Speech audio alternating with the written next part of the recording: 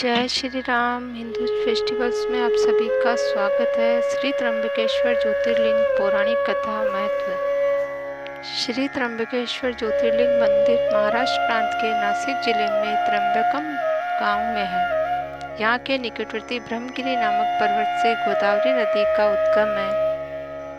उत्तर भारत में पाप मोचनी गंगा का जो माहात्म्य है वही दक्षिण में गोदावरी का है। प्रकार महातपस्वी भगीरथ जी की तपस्या से गंगा नदी का अवतरण हुआ। इसी प्रकार गौतम ऋषि की घोर तपस्या के फल से गोदावरी नदी का प्रभाव प्रकट हुआ। गौतम ऋषि की तपस्या से प्रकट होने के कारण गोदावरी नदी को गौतमी गंगा नदी के नाम से जाना जाता है। शिव पुराण के अनुसार महातपस्वी गौतम ऋषि तथा गोदावरी और सभी देवताओं की प्रार्थना पर भगवान शिव ने इस स्थान पर वास करने की कृपा की और त्र्यंबकेश्वर नाम से विख्यात हुए। त्र्यंबकेश्वर ज्योतिर्लिंग की पौराणिक कथा। प्राचीन काल में महर्षि गौतम थे और उनकी पत्नी का नाम अहिल्या था। दोनों बहुत ही धार्मिक और सदाचारी थे। ही अपना जीवन भगवान आशुतोष की सेवा में तथा लोगों की भलाई में लगाते थे। वे दक्षिण के ब्रह्मगिरी में रहते थे। वहाँ महर्षि गौतम ने 10,000 वर्षों तक घोर तपस्या की। एक समय उस क्षेत्र में 100 वर्षों तक के लिए बड़ा भयानक अकाल पड़ गया। अकाल के अभाव में अन्न एवं जल की कमी आ गई। उस समय सभी प्राणी उस क्षेत्र से अन्यत्र जाकर बसने लगे। श्री गौतम ने कठोर तपस्या कर वरुण देव को प्रसन्न किया और वरदान स्वरूप वरुण देव ने उन्हें एक जल से परिपूर्ण दिव्य तालाब दिया जिसमें कभी भी जल समाप्त नहीं होना था। के आते ही सभी प्राणी वहां वापस आ गए और वहां सुख से रहने लगे। कुछ ब्राह्मण स्त्रियां अहिल्या से नाराज हो गई और उन्होंने अपने पतिजनों को कहा कि अब अहिल्या और गौतम ऋषि को इस क्षेत्र से बाहर करना चाहिए।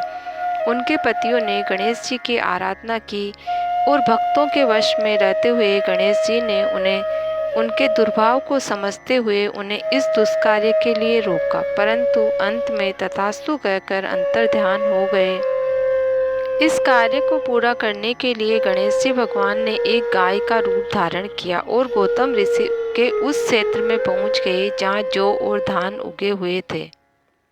वह गाय कांप रही थी और जौ और धान खाने लगी। संयोगवश गौतम ऋषि वहां आए और तिनके की मुट्ठी से उसे हटाने लगे। तृण का स्पर्श करते ही गाय पृथ्वी पर गिर गई और ऋषि के सामने ही मर गई।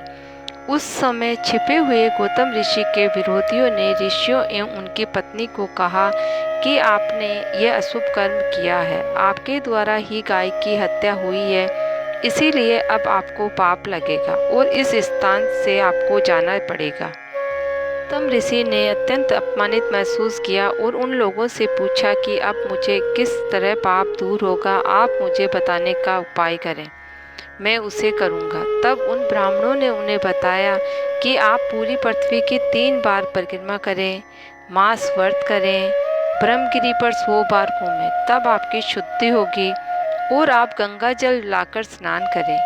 1 करोड़ पार्थिव शिवलिंग बनाकर भगवान आशुतोष का पूजन करें, फिर गंगा स्नान करें और 100 घड़ों से पार्थिव शिवलिंग को स्नान कराएं तो आपका कल्याण होगा।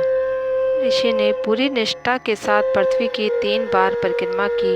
1 मास पर्यंत व्रत करे, ब्रह्मगिरी पर्वत पर 100 बार घूमे और गंगा जल लाकर स्नान किया। 1 करोड़ पार्थिव शिवलिंग बनाकर शंकर जी की पूजा करी, गंगा स्नान करा, 100 घड़ों से पार्थिव शिवलिंग का पूजन किया।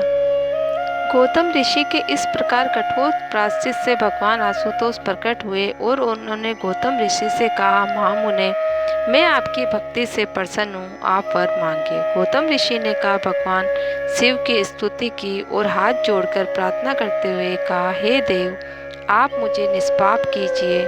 आशुतोष ने कहा, हे महामुनि, तुम धन्य हो, तुम सदा निष्पाप थे, तुम्हारे साथ दुष्टों ने छल किया था।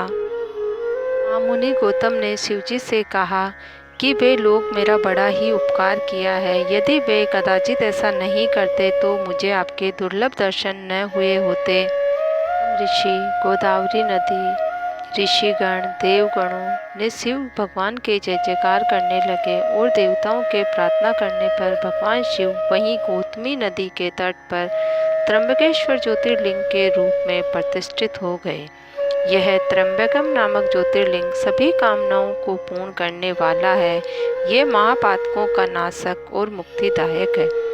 जब सिंह राशि पर बृहस्पति आते हैं तब इस गौतमी तट पर सकल तीर्थ देवगण और नदियों में श्रेष्ठ गंगा जी पधारती है तथा महाकुंभ पर्व होता है। त्र्यंबकेश्वर ज्योतिर्लिंग के पौराणिक कथा सुनने मात्र से संपूर्ण पापों का नाश हो जाता है। ओम नमः शिवाय, ओम नमः शिवाय।